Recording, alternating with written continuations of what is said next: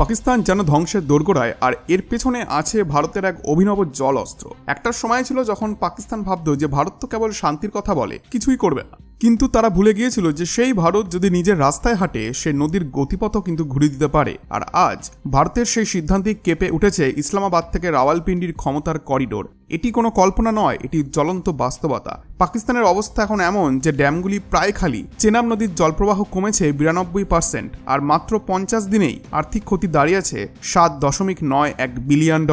জনগণ রাস্তায় বিক্ষোভ করছে, আর ভারত পাকিস্তানের দিকে যাওয়া বেশিরভাগ জল এখন নিজেই ব্যবহার করছে। এই জল নীতির পেছনে রয়েছে এক টার্বো গতির মতো পরিকল্পনা। ভারতের 6টি রাজ্যে ছড়িয়ে পড়ছে নতুন নালার নেটওয়ার্ক এবং সুড়ঙ্গ ব্যবস্থা। বাঁধ, ক্যানাল এবং জলবিদ্যুৎ কেন্দ্রের মাধ্যমে তৈরি হচ্ছে নতুন শক্তি ব্যবস্থা। এটা কোনো সেনা আক্রমণ নয়। এই পদক্ষেপ যে কতটা শক্তিশালী সেটা পাকিস্তানের ক্ষয়িষ্ণু অর্থনীতি থেকেই বোঝা যায়।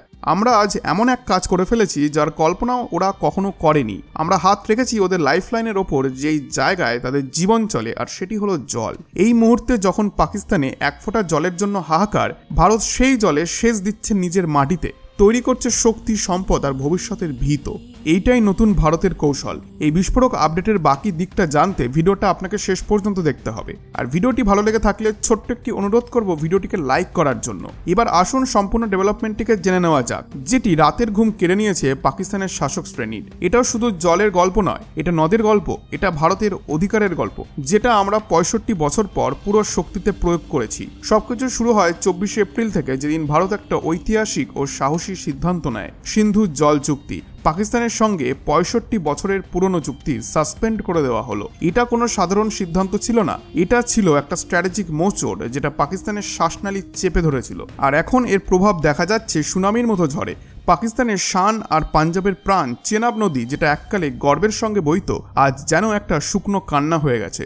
এই নদীর জলপ্রবাহ কমে গেছে প্রায় 92%। হ্যাঁ, ঠিকই শুনেছেন, 90%-ও বেশি। 29 মে তারিখে এই নদীতে ছিল 98,200 কিউসেক জল প্রবাহ, আর আজ সেটা কমে দাঁড়িয়েছে মাত্র 7,200 কিউসেক। একটা বিশাল সাপ যেন হঠাৎ করে পুরো নদীটাকে গিলে ফেলেছে, আর সেই সাপটা হলো ভারতের ডিসিশন।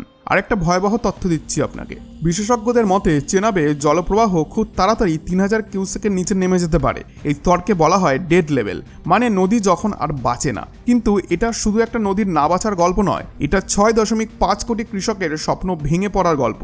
পাকিস্তানের পাঞ্জাব আর সিন্ধ প্রদেশ, যা তাদের কৃষির মেরুদণ্ড, সেচের জন্য পুরোপুরি নির্ভর করে চেনাব নদীর ওপর। আর নদী যদি না বাঁচে তাহলে চাষ হবে কি করে? অনুমান বলছে যে পাকিস্তানের 40%-এরও বেশি ফসল এখন ধ্বংসের মুখে।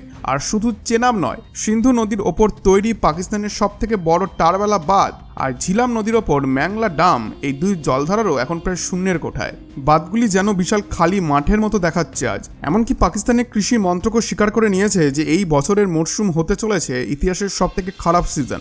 এটাই ভারতের সাইলেন্ট স্ট্রাইক, যেখানে একটাও গুলি ছাড়া পুরো একটা দেশের ভিত নাড়িয়ে দিয়েছে। পাকিস্তানে এখন শুধু জল সংকট নয়, এটা হয়ে উঠেছে এক সম্পূর্ণ আর্থিক বিপর্যয়। কেবল গম চাষেই পাকিস্তানের ক্ষতি হয়েছে 2200 বিলিয়ন পাক কারেন্সিরও বেশি। একটা দেশের জন্য এই অঙ্কটা কতটা বিশাল ভাবুন। এই টাকায় পাকিস্তান বছরের পর বছর সেনাবাহিনী আর সরকারের খরচ চালাতে পারত।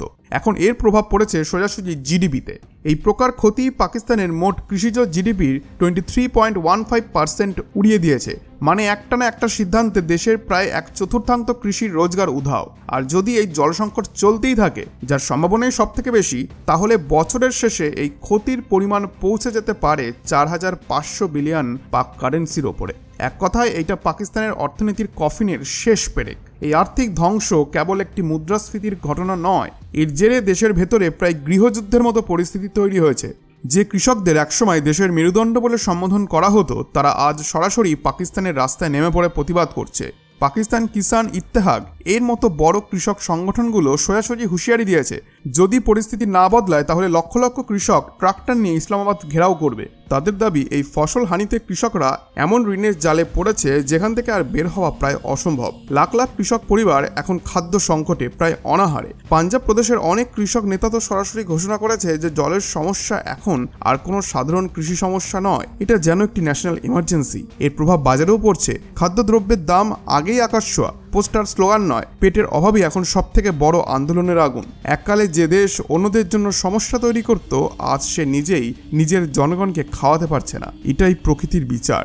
এবার আসা যাক পাকিস্তানের অসহায়ত্ব নিয়ে। একদিকে ভারত দাপটের সঙ্গে নিজের জলের অধিকার ব্যবহার করছে, নিজের জমিকে উর্বর করছে, আর অন্যদিকে পাকিস্তান এখন অনুনয়ের চিঠি লিখছে, কারণ যখন শক্তি কাজ দেয় না তখন দেশগুলি কলমের আশ্রয় নেয়। আর পাকিস্তানও সেই একই পর্যায়ে এসে পৌঁছেছে।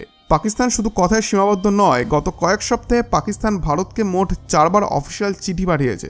এই চিঠিগুলি এসেছে পাকিস্তানের জলসম্পদ মন্ত্রণালয় থেকে, প্রেরিত হয়েছে ভারতের জলশক্তি মন্ত্রণালয়। চিঠিগুলির মূল কথা একটাই, যে দয়া করে সিন্ধু জল চুক্তি আবার চালু করুন। এমনকি এই চিঠিগুলির মধ্যে একটা তো ভারতের অপারেশন সিন্ধুরের ঠিক পরেই পাঠানো হয়েছিল, যা দেখায় ভারতের প্রতিটি পদক্ষেপ কিভাবে পাকিস্তানের গভীর পর্যন্ত প্রভাব ফেলছে। কিন্তু এইবার ভারত কান দিচ্ছে না। এইসব চিঠি এখন ভারতের পররাষ্ট্র মন্ত্রণালয়ের কাছে, আর ভারতের অবস্থান স্পষ্ট যে আগে নিজের আচরণ ঠিক করো, তারপর জল নিয়ে কথা হবে। কিন্তু এই বেকারত্ব শুধু চিঠিতেই থেমে নেই। চোখ রাখুন পাকিস্তানের বৃহৎ ড্যামগুলির দিকে, যেগুলি একসময় ছিল গর্বের প্রতীক। আজ সেগুলি দাঁড়িয়ে আছে একটা ধ্বংসের নিদর্শন হয়ে। এবার কথা বলবো ম্যাংলা বাঁধ নিয়ে। বিশ্বের 7ম বৃহত্তম জলাধার, যার ধারণ ক্ষমতা 59 লাখ একর ফুট জল। আজ সেখানে রয়ে গেছে মাত্র 27 লক্ষ একর ফুট, মানে অর্ধেকেরও কম। তারপর হচ্ছে টারবেলা বাঁধ, পাকিস্তানের সবথেকে বড় বাঁধ, যার ধারণ ক্ষমতা 116 লাখ একর ফুট, সেটাও এখন অর্ধেকের নিচে নেমে এসেছে। এই বাঁধগুলি একসময় ছিল পাকিস্তানের স্ট্যাটাস সিম্বল, কিন্তু আজ সেগুলি হয়ে গেছে বিপর্যয়ের স্মৃতিস্তম্ভ। এবার আসুন প্রশ্নটা তুলি যে ভারত হঠাৎ এমন কড়া সিদ্ধান্ত কেন নিল? এর উত্তর লুকিয়ে আছে সিন্ধু জল চুক্তির ইতিহাসে। এই চুক্তি ছিল না কোনো বন্ধুত্বের নিদর্শন, এটা ছিল ভারতের 65 বছরের উদারতা আর পাকিস্তানের 65 বছরের বিশ্বাসঘাতকতার দলিল। 1960 সালে ওয়ার্ল্ড ব্যাংকের মধ্যস্থতায় এই চুক্তি হয়। ভারত উদার মনের পরিচয় দিয়ে 6টি নদীর মধ্যে 3টি সতলুজ, বিয়াস এবং রবি তাদের নিজের কাছে রাখে, আর বাকি 3টি পশ্চিমী নদী সিন্ধু, ঝিলাম এবং চেনাব পুরোপুরি পাকিস্তানের হাতে তুলে দেয়। জলীয় দিক থেকে বিচার করলে ভারত তার নিজস্ব অংশ থেকে প্রায় 80% জল পাকিস্তানকে দিয়ে দেয়, নিজের জন্য রাখে মাত্র 20%। এটা কোনো বাধ্যবাধকতা ছিল না, এটা ছিল একটা শান্তির বার্তা, একটা ভবিষ্যতের সৌহার্দ্য তৈরি করার প্রচেষ্টা। কিন্তু পাকিস্তান কি করলো? তারা আমাদের এই ত্যাগকে দুর্বলতা বলে ভুল করলো। তারা সেই জল দিয়ে নিজেদের জমি সেচ দিল, আর সেই জমিতেই ভারতের বিরুদ্ধে ষড়যন্ত্র করা হলো। কিন্তু এখন নতুন ভারত জেগে উঠেছে। ভারত সরকার স্পষ্ট জানিয়ে দিয়েছে যে জল আর ঝামেলা একসঙ্গে চলবে না। এখন থেকে ভারত নিজের অধিকারের প্রতিটা ফোঁটা জল ব্যবহার করবে, যে জল এতদিন আমরা চুপচাপ পাকিস্তানের দিকে বইয়ে দিতাম। আজ সেই জলে নিজের মাটির সেচ দিচ্ছে ভারত। ভারতের মাস্টার প্ল্যান এখন কি? দেখুন, ভারত এখন জম্মু কাশ্মীর, পাঞ্জাব, রাজস্থান এইসব খরাপ্রবণ অঞ্চলে জল পৌঁছে দেওয়ার জন্য একটা বিশাল ইনফ্রাস্ট্রাকচার নেটওয়ার্ক তৈরি করছে। শাহপুর কান্ডি ড্যামের কাজ দ্রুত গতিতে চলছে। তৈরি হচ্ছে বড় বড় নালা, ক্যানাল এবং টানেল, যেগুলি এই জলকে ভারতের চাষের জমিতে পৌঁছে দেবে। এমনকি উঞ্চ আর রাভি নদীতেও শুরু হয়েছে নতুন প্রকল্প। এটাই আসলে ইন্ডিয়াস রিয়াল সার্জিক্যাল স্ট্রাইক। কোনো গোলাগুলি ছাড়াই, কোনো হইচই না করে শত্রুকে তার শক্তির উৎসেই আঘাত করা। এটা হলো চাণক্যের নীতি। শত্রুকে জিততে হলে তার শক্তির শিকড়ে আঘাত করো। আর পাকিস্তানের সেই মূল শক্তি ছিল জল, যেটা এখন ভারতের নিয়ন্ত্রণে। এখন ছবিটা একদম স্পষ্ট। এটা বিশ্বের সমস্ত শক্তির জন্য, যারা এখনো ভাবে যে তারা ভারতকে চাপে রাখতে পারবে, ভারতকে বিজি রাখতে পারবে। এখন তাদের দেওয়া হলো এই বার্তা। আর এটা আমাদের প্রতিবেশী দেশের জন্য একটি বার্তা, যাদের ভাবা উচিত যে পুরনো ভারত এখন আর নেই। নতুন ভারত এসেছে, যা চাইলেই তাদেরকে সিগনিফিক্যান্টলি ড্যামেজ করতে পারে। আর যখন পাকিস্তানের ক্ষেত শুকিয়ে যাচ্ছে, তখন তাদের মনে পড়া উচিত যে তারা ভারতের ওপর কিভাবে ক্ষতের ওপর ক্ষত দিয়েছিল। আর যখন তাদের মানুষ জলের জন্য হাহাকার করছে, তখন তারা ভাবুক যে তারা শান্তির আশাকে বারবার কিভাবে ভেঙে দিয়েছিল। এখন এই নিয়ে আপনাদের কি মতামত? আপনাদের মতামত অবশ্যই জানান কমেন্ট বক্সে। এখন এর পরেও কি ভারতকে এই কূটনৈতিক চাপ বজায় রাখা উচিত? এটিও জানান কমেন্টে। আপনাদের মতামত জানাতে ভুলবেন না। কমেন্ট সেকশনে পুরো শক্তিতে নিজের কথা তুলে ধরুন। ধন্যবাদ।